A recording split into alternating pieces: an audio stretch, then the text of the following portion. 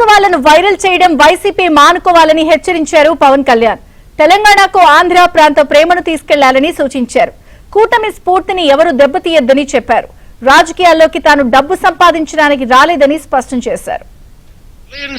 దయచేసి ఎవరు కూడా జనసేన నాయకులు కావచ్చు, కూటమి నాయకులు ఎవరైనా కావచ్చు, దీన్ని దయచేసి బలహీనం చేయకండి. ఎందుకంటే నాకు చంద్రబాబు నాయుడు గారికి చాలా అపారమైన అవగాహన ఉంది మన ప్రజలను ఎలా కాపాడాలని.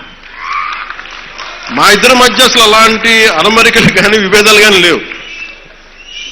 ఇండివిజువల్గా ఒకసారి మాట్లాడచ్చు, కానీ కొన్ని చోట్ల రెండు పక్షాల నాయకులు కావచ్చు, ఇది ఎక్కువ కాలం నిలబడదు. నేను చెప్తున్నాను కదా, ఎందుకంటే స్టెబిలిటీ ఇవ్వాల్సిన బాధ్యత మా మీద ఉంది.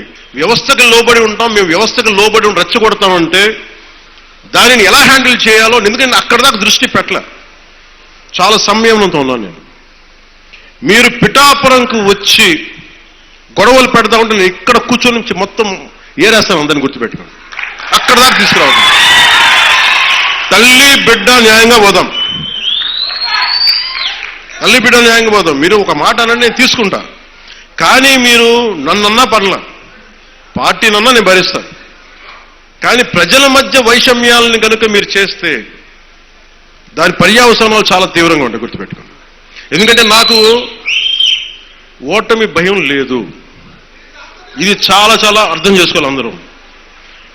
నాకు ముందుకెళ్లే ఆలోచనే తప్ప ఓటమి భయం లేదు. ఎందుకంటే నేను నిలబడతాను.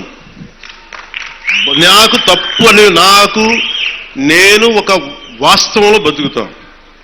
ఈరోజు పదవులు ఉండొచ్చు, పదవులు పోవచ్చు, వీటి మీద నేను ఆలోచించుకుని నేను మాటిచ్చాను మత్స్యకారు సోదరులకి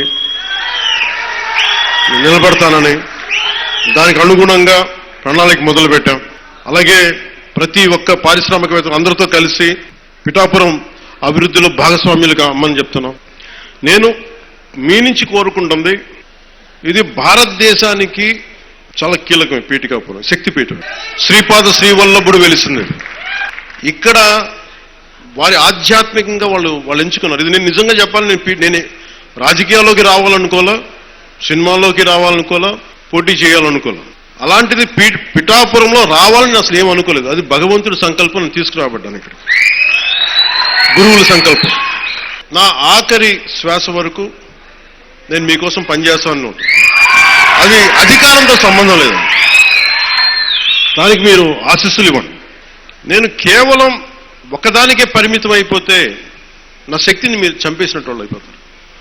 నాలాంటి వాడు మీరు ఎంత బలం ఇస్తే, బయట ప్రాంతాల నుంచి వచ్చి అసలు నన్ను ఏం చేశారు లాస్ట్ టైం, మా జిల్లాల్లోకి వస్తే, మా ప్రాంతాల్లోకి వస్తే మేము అడుగు పెట్టాం, మా నియోజకవర్గాల్లోకి వస్తే చాలా నాకు చెప్పి వాళ్ళు మటుకు నేను ఎంచుకున్న నియోజకవర్గానికి వచ్చి మొత్తం వ్యతిరేకంగా చేశారు. వాళ్ళ ఏరియాల్లోకి వెళ్ళకూడదట, వాళ్ళ నియోజకవర్గాల్లోకి వెళ్ళకూడదు, కానీ మనం పనిచేస్తున్న నియోజకవర్గాలకు వచ్చి ఏదైనా కలగచ్చు. అంటే వాళ్ళకి అర్థం కాదు ఏంటంటే, నేను సన్నగా కనిపిస్తానో మెత్తగా కనిపిస్తానో అది తెలియదు, కానీ నా గట్టిదనం వాళ్ళకి తెలియదు. అంటే మీరు మొండి పట్టు పడితే, మీరు గొడవ పెట్టుకోవాలనుకుంటే నేను సంసిద్ధంగా ఉన్నాను, ఎప్పుడైనా గొడవ పెట్టుకున్నాను. అక్కడ వాళ్ళ సొంత బాబాయ్ గారిని చంపినా కానీ అది న్యూస్ కాదు. ఇక్కడ ఇద్దరు బిడ్డలు ఉట్టినే కొట్టుకుంటాం, స్కూల్లో కొట్టుకోరా, నాయకులే కొట్టుకుంటున్నప్పుడు స్కూల్లో చిన్నపిల్లలు ఎందుకు మాట గారు? పెద్ద స్థాయి ఆలోచన పరిధుల నాయకులే మాట అనుకున్నప్పుడు చిన్నపిల్లలు ఏదో అనుకుంటాం, దాన్ని కులాలు పట్టుకొచ్చేస్తాం. మరి ఇదే మీరు అడగాల్సిన ప్రశ్న.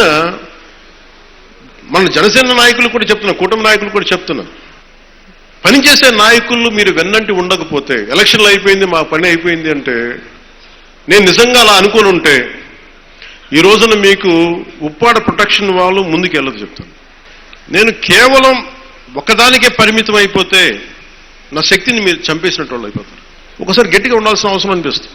అంటే మరీ మెత్తదనం కూర్చోబెట్టి మరీ ప్రజాస్వామ్యం అంటే వాళ్ళు నెత్తి మీద డ్యాన్స్ చేస్తున్నారు. గత ప్రభుత్వం అలవాట్లు అయిపోయి వాళ్ళకి. కానీ ఈసారి అంటే మీరు ఆలోచించండి, నా మాటల్ని మీరు విని మీరు అనలైజ్ చేయండి. నేను మిమ్మల్ని రెచ్చగొట్టడానికో లేదంటే కూర్చోబెట్టి మా గొడవ పెట్టుకోమని చెప్పడానికి మా రాలా. అసలు ఇంత పని చేస్తున్న వాళ్ళ మీద మీరు రాళ్ళేస్తున్న రేపు పొద్దున మీరు అండగా నిలబడకపోతే మళ్ళీ నియంత్రణతో పోకుండా వస్తాయి. మళ్ళీ మీరు అది చాలా జాగ్రత్తగా ఉన్నాను. నాకు ఆ భయాలు లేవు. ఎందుకంటే నా జోలికి వస్తే అధికారం ఉన్నా లేకపోతే ఒకటే రియాక్ట్ అవుతుంది. నాకు ఆ భయాలు లేవు.